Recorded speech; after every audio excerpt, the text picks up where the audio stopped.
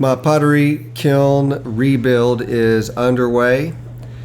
I haven't fired my kiln in about 2 years, and I'm really excited to try to get it fired by the end of this year. I have a sculpture that's been sitting around my studio waiting its turn, and I think that this next firing is going to be it. So we've got a lot to do. I've got to support the lid, cut the old armature off, and get the new one welded on. We are held up right now by the rain, but next chance we get, we'll get out there and tack that thing together.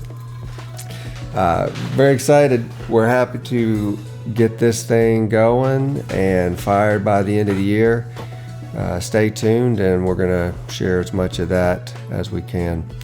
Thank you all. Enjoy. To try to figure out if I could unthread it.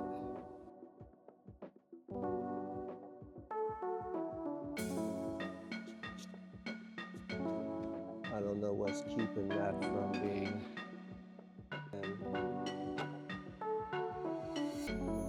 in flush against it.